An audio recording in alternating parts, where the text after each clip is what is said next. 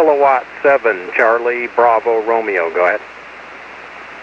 Charlie Bravo Romeo, roger. And what's your location, Joe? I'm operating, if you look me up on the ULS, I am licensed in the state of Idaho, but currently operating in the state of Georgia. Go ahead. Roger, roger. And what radio? I'm on a Drake C-Line. Go ahead. A Drake what? C-Line. R4C T4XC. Go ahead. Give me that slower. I have a couple of Drakes myself. I was just curious. Yeah, it's a Drake C-Line, R4C and T4XC. Go ahead. Is that a 3 package? A what? 3 units, power supply, receiver, transmitter, or is it all one thing?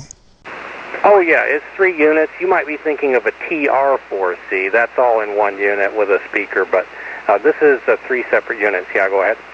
Roger. Yes, Drake never ceases to amaze me about how much weight that they were willing to throw at a radio.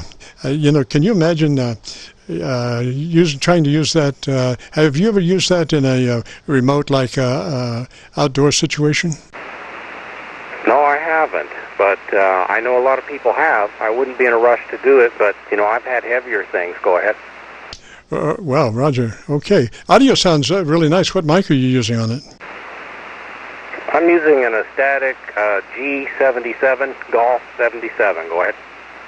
All right. The only thing I could say would be that maybe you might want to crank in just a little more top end for intelligibility.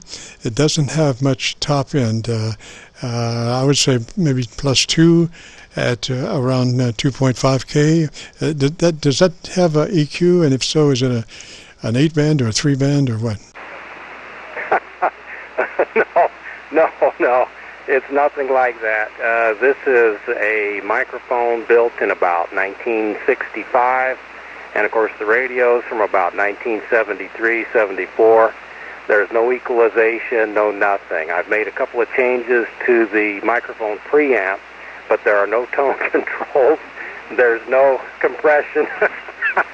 There's nothing to diddle with other than a mic gain. Go ahead. Well, no, that's not true. You have an ALC. Have you checked your ALC for mid-scale to 2/3? Oh, no, you have a blinking light. Is that a Roger? No, there's no blinking light. There is a little bit of ALC. I am monitoring my transmit pattern, and I am just approaching flat topping, just before flat topping with this. And I've got everything.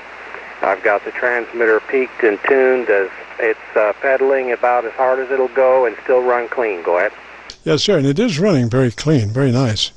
It's amazing that you have accepted that as your challenge. A lot of folks want to move along and plug and play, more or less, and that radio takes a little bit more time and effort to keep it going. Now, do you have any problems with frequency drift? I have got the TR4C, and did not like 10 meters very well. It was pretty much a constant game of touch-up. I tried various things. I tried to heat the area, then the oscillator, then I tried to cool the oscillator. I never could come up with something that kept it absolutely stable. Roger?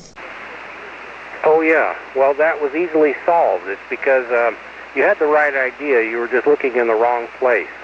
What I do is I drive the transmitter with a DDS oscillator with 1 part per million TCXO in it, and then that is driving the transmitter in the fixed frequency mode, so I'm not subject to the PTO drift. And then I drive the receiver off. I slave the receiver off the transmitter, so there is no drift. From cold start to hours and hours, it will move about 10 cycles. Oh, Roger. So essentially you've cranked in a new radio underneath the old radio. Well, not really. Only the master oscillator. Go ahead. Roger. Well, that was the major downfall that I found with the TR4C and TR4. It just, it was constant touch-up. But I enjoyed the radio immensely, and the way they put the output of that radio. I think the manual was calling for 230 something watts out. They were using 3 sweep tubes. Roger.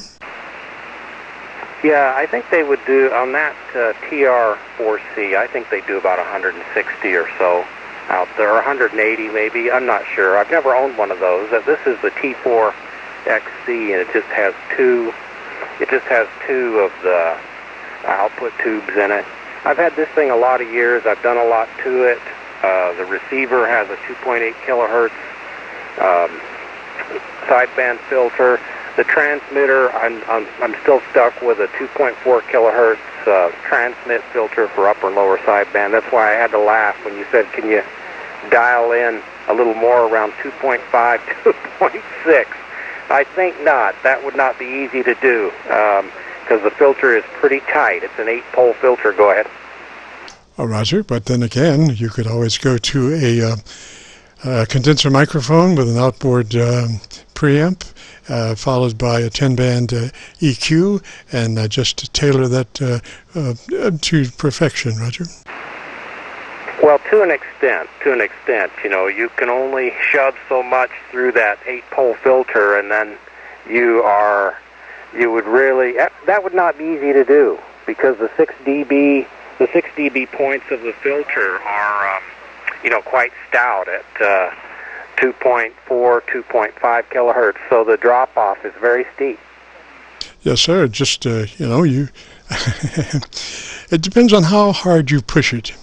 You can push the EQ just slightly past the limiting of the filter and achieve actually wherever you want it to go, just so long as you're pushing harder than it's pulling down.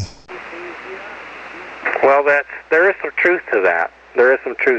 But anyway, I've not tried that, and I'm just going to keep it simple, plug the microphone into the back of the transmitter, no audio equalization, no outboard processing, just keep things clean and simple. Go ahead. I just wanted to key up, transmit, see what you thought, and ask you one more question.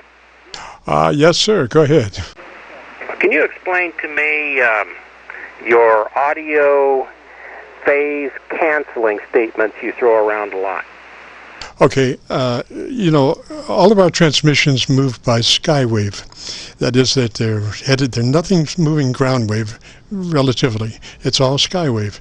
And sometimes there are reflection points that occur past the primary reflection point.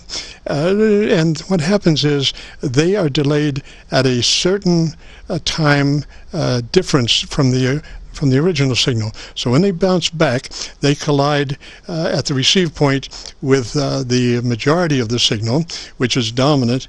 But as the majority of the signal starts to fade, the secondary reflections start to have control, and they are slightly out of phase with the original signal. And when you have that, it starts at the top of the audio spectrum. It starts phase cancellation at the top of the audio spectrum, and as it continues and the time frame changes, then the frequency cancellation gets deeper into the audio spectrum. Sometimes you can really hear it. It's kind of like there was a record, Tony Fisher, West of the Wall or something, where you could hear this skewing of the audio, and that's phase cancellation. Okay, yeah, I heard you say that a couple times. I just wondered what you were talking about. That's going to be hard to perceive at narrow bandwidths for sure, but the hi-fi single sideband guys might be able to notice that more than anything. Okay, well listen, I'll take a standby, and I just wanted to see, I just wanted to touch base with you for a minute and see what you thought of this stock radio. You don't get them out here, and guys are kind of hopped up on the hi-fi, so I thought I'd just kind of come back down to earth with a straight setup. Anyway, you're sounding good over here, though. Seriously, really excellent sounding audio at my 2.8 bandwidth. So I appreciate it. And this is station K7CBR, and I'll be listening. Have a good day, okay? Roger, Joe. And if you would like to hear that transmitter, if you go to YouTube and do a call data search for KC9VKV, along with today's date, 3/12/21, and give us a couple of days to get it uploaded. Roger? Okay, I may do that. I appreciate it. There is a lot of traffic in here coming from South America, by the way. I don't know if you can perceive that or not, but it is tough here. Anyway, have a good one. K7CBR out. Appreciate it. Roger, Joe, 73. This is KC9VKV, the Friday afternoon Qso-Vlog.net. If you have a radio you want to check out, give me a shot. We only have about 9 minutes left, so if anybody wants to get a radio check, go ahead.